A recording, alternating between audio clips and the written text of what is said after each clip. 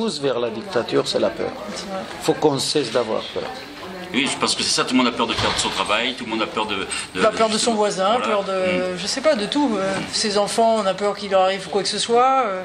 C'est là qu'arrive le pire, quand nos peurs nous dominent. Mais en plus, ce qu'on se rend compte, c'est que les populations descendent de plus en plus dans la rue. On sent qu'il y a un phénomène qui est en train de se passer là au XXIe siècle, que justement les citoyens vont peut-être se réapproprier le monde. Est-ce que ça, c'est quelque chose que vous avez senti justement en allant dans différents pays? Bah ça bouge, ça bouge. Oui. En Tunisie, ça ne fait que ça. Alors là, il y a un pays, je n'ai pas répondu tout à l'heure, mais qui m'a vraiment impressionné, c'est la Tunisie. Moi, je connaissais la Tunisie, vous savez, les vacances, que tout le monde connaît dans les catalogues. Là, à travers Nadia, on a découvert déjà un pays jeune, de jeunes. Ce ne sont que des jeunes. La révolution du jasmin, c'est des jeunes. Ils avaient 15-16 ans dans la rue. On a filmé, nous on ne peut pas tout mettre dans un film, on a filmé même des manifestations, des collégiens de 13-14 ans qui sortaient et dégage le Premier ministre, dégage... Enfin voilà, il y a une prise de conscience et ça m'a vraiment impressionné en Tunisie. Et au Venezuela, là, ce qui se passe en ce moment, on voit, là, Maduros, là, les jeunes sortent, ils se font tabasser, il y en a même qui sont assassinés. Mais ça bouge, ça bouge. Donc il y a quand même cette conscience. Et ça, ce que je disais tout à l'heure, il faut rester quand même optimiste. Il y a la peur d'un côté, mais il y a quand même cette conscience encore de certains qui osent et qui sortent. Bon, on voit bien, il y a un mouvement depuis quelques années qui s'appelle le mouvement Indignez-vous, donc qui a un mouvement naissant. Maintenant, effectivement, ce qui lui manque, la jeunesse et les gens commencent à savoir ce qui ne leur va pas. Ils ne savent pas encore ce qu'ils aimeraient mettre à la place. C'est ça. C'est ça le problème aujourd'hui. On est dans une étape transitoire peut-être où on sait ce qui ne nous plaît plus, c'est-à-dire ça ne nous plaît plus ce poids qu'est de l'argent et que l'argent et qu'il faut se battre pour avoir du travail et que tout ne dépend que du roi argent, même si on aime bien avoir un petit confort. Mais que l'argent décide de tout et qu'il est tellement modifié les relations humaines sans que ça nous pèse. Maintenant, on ne sait pas comment passer du socialisme, communisme, capitalisme à quelque chose de nouveau, alors que moi je suis convaincu qu'il y a toujours quelque chose de nouveau à inventer, qui reste à inventer. Donc on sent qu'on se cherche, que le monde ancien ne nous correspond plus, qu'il a fait son temps, qu'on est indigné, on veut recréer un monde solidaire quand même, malgré toutes les technologies qui nous isolent, qui nous rendent individualistes, narcissiques, on n'est pas bien là-dedans. Mais effectivement, on n'a pas trouvé encore de quelle manière peut-on revivre à peu près bien ensemble. C'est pour ça que dans votre film, ce qui est intéressant, c'est que vous montrez, vous ne prenez pas parti, donc chacun se fait une idée de ça. Sa propre opinion. Voilà. Et donc on en revient à l'opinion. Voilà. Donc, je pense que c'est le mieux plutôt que de dire, d'imposer une idée. Oui, bien sûr. Je pense que... Vous voyez, l'Israël-Palestine aussi, ça, tant qu'on n'y a pas été, on ne sait pas ce qui se passe là-bas. C'est vraiment quelque chose de particulier. Ce sont des gens déjà qui ont beaucoup d'amour à donner. On n'arrête pas, parce que quand on monte dans les médias, ce ne sont que le conflit, qu'ils se détestent. Alors que la preuve, ils jouaient pas la comédie tous les deux. Ils s'adorent. Et comme il dit, j'ai peut-être plus de points en commun avec Michel qui est israélien qu'avec des milliers de Palestiniens. Donc ça, c'est le quotidien. Maintenant, il y a une réalité qui est, voilà, de chaque côté, ils aimeraient que ce soit différent. Mais ça, je trouve que c'est aussi un message d'espoir. Et en effet, on n'a pas dit Israël, ils ont plus raison, ou Palestine. Non, parce que Palestine, ils tapent aussi bien sur le Hamas. Il sait très bien que des actes terroristes, c'est pas ce qu'il faut. Et que c'est terrible de faire des gens qui sont assassinés. Et qui sont fatigués de la guerre. Ils sont fatigués, épuisés par la guerre, et que ça ne donne rien de positif. Et qu'être jeune ou enfant et naître sous la guerre, bah, ça ne donne que de la guerre, ça ne donne que de la haine. Donc ils sont fatigués de ce cycle infernal. Nous, ce qui nous a plu dans ce film, voilà, c'est tout ça. Et en même temps, c'est vrai que vous poursuivez l'œuvre de Stéphane Hessel. Vous en parliez sur scène tout à l'heure.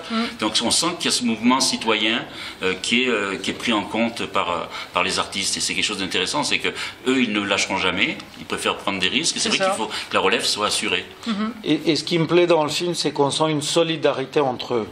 Donc ce dont Stéphane Hessel parle aussi, c'est-à-dire indignez-vous, mais restez solidaires. On sent qu'il y a des liens entre eux, qu'ils soient aux quatre coins de la planète, voilà, ils se parlent, ils communiquent, ils se défendent. Il y a une très belle image lorsque le dessinateur syrien est agressé par le régime, ils réagissent tous dans le monde entier. Et oui, ils ont tous dessiné sur lui pour le défendre. On n'est plus isolé même dans un pays... Non, ça c'est une grande force. Et le film d'ailleurs c'est aussi, je pense, le rôle qu'il jouera, c'est-à-dire de les protéger, de donner cette notion de solidarité, et qu'en fait, voilà, c'est pas non plus seul dans son coin, mais c'est en étant tous ensemble qu'on fait avancer le monde. Alors, Radu, on sait que vous avez eu votre mot à dire sur pas mal de choses. Là, si on enlève votre participation, comment vous voyez le travail final de Stéphanie?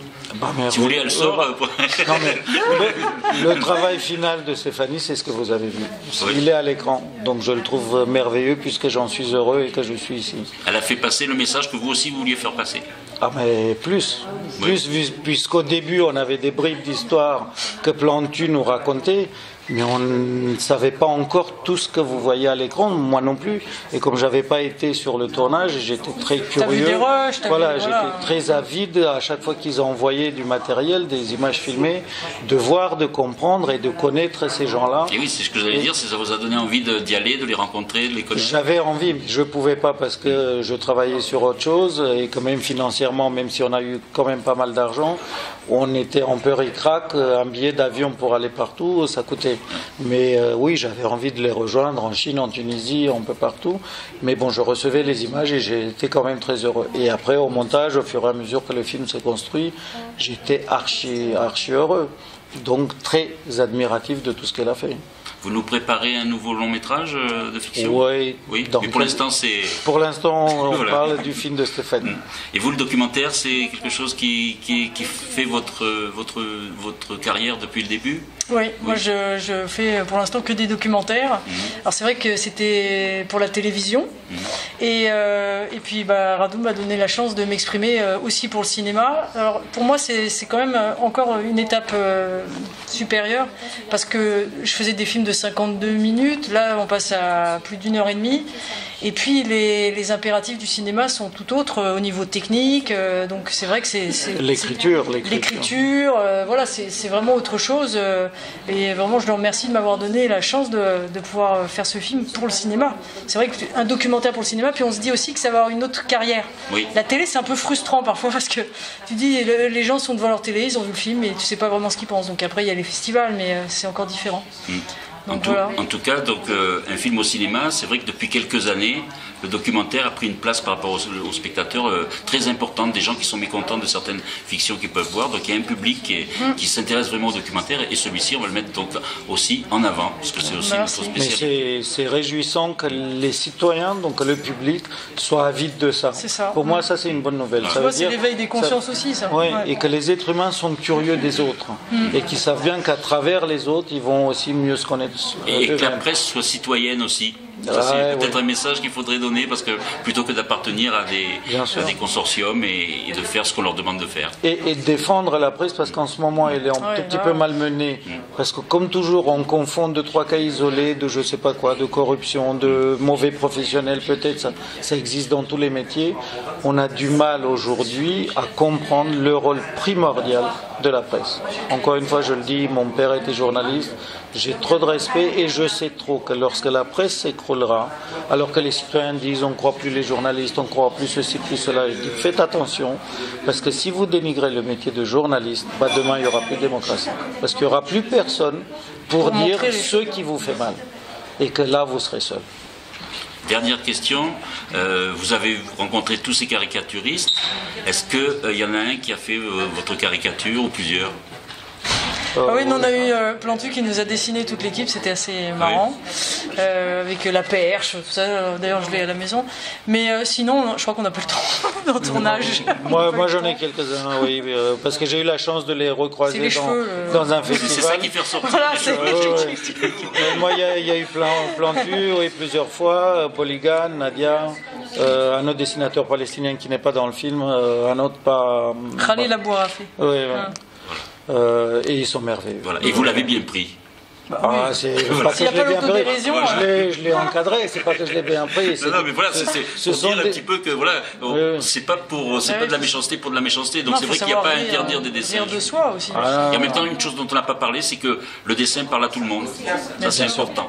Même ceux qui n'ont pas une culture très élevée, il y a même des analphabètes qui peuvent plus comprendre un dessin que toutes les paroles ou tous les... Voilà. Parfois, chez des analphabètes, il y a plus de culture que chez des gens qui savent lire et écrire. Parce qu'il y a une belle culture transmise de génération en génération. Mais effectivement, ce qui est merveilleux dans le dessin, et moi parfois je leur dis, mais moi je mets 3 ans pour dire ce que toi tu dis en 5 minutes en un trait. C'est incroyable, ce sont des génies. Et qui parlent à tout le monde. En tout cas, nous on vous remercie, et puis voilà, on attend que le film sorte en salle pour en parler encore plus. Merci à vous pour votre interview. Merci Stéphanie. Merci à vous.